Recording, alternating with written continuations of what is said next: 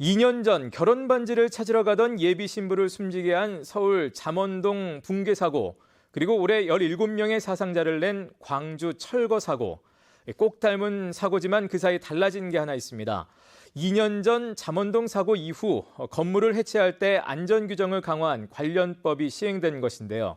하지만 현장에서는 유명무실, 규정을 지키지 않은 철거가 계속 이어져 왔습니다. 보도에 이지연 기자입니다.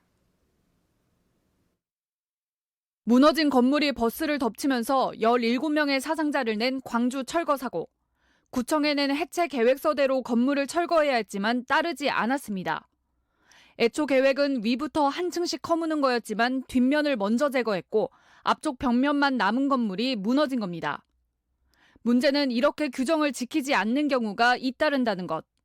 지난 4월 충주에서도 한 철거업체가 계획서와 다르게 건물을 해체한 현장이 MBC 카메라에 그대로 잡혔습니다. 시청에는 잔재물을 쌓아 위부터 제거하겠다며 허가를 받아놓고 한 번에 무너뜨린 겁니다. 아니 침대 들어오는데 막 그러는데 나 집 싫어지는 줄 알았어. 어머니 무서워. 난 또 깜짝 놀라서 현주랑 지진 났나 봐.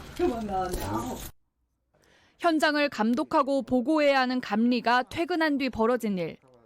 철거 현장 바로 옆에는 이렇게 민가가 붙어 있지만 사전 안내나 대피 방송도 없었습니다. 주택가로 건물이 넘어갔다면 대형 사고로 이어질 수 있었지만 철거업체에 부과된 건 과태료 300만 원이 전부입니다. 해체 공사에 적용되는 건축물 관리법에는 철거업체가 허가권자에게 변경 사항을 알려야 한다는 규정이 없고 간접적으로 감리에게만 책임을 두고 있기 때문입니다. 다시 말해 감리자가 인지하지 못하면 공사 중단도, 변경 사항에 대한 안전 검토도 이루어지기 힘든 겁니다. 뒤늦게 걸려도 인명피해가 없으면 몰랐다고 하면 그만인데다 공법을 바꾸면서 얻는 이득이 훨씬 크다 보니 같은 사례가 반복될 수밖에 없습니다.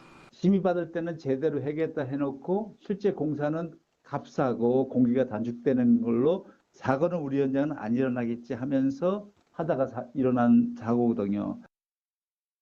공사 현장은 식비 포함 1인당 하루 20만 원에 이르는 인건비, 기본 수십만 원이 넘는 중장비 대여비, 폐기물 처리비 등 매일 돈이 나가는데 한 번에 무너뜨리면 비용을 최대한 줄일 수 있기 때문입니다.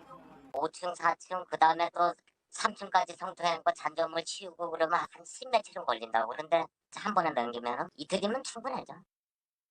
감리를 지정하는 데에서 나아가 상주감리를 배치하는 등 현행법을 보완한 개정안은 국토교통위 법안심사 소위를 통과한 상태. 상임위와 본회의를 통과하면 공포 뒤 3개월 안에 시행될 예정입니다. MBC 뉴스 이지연입니다.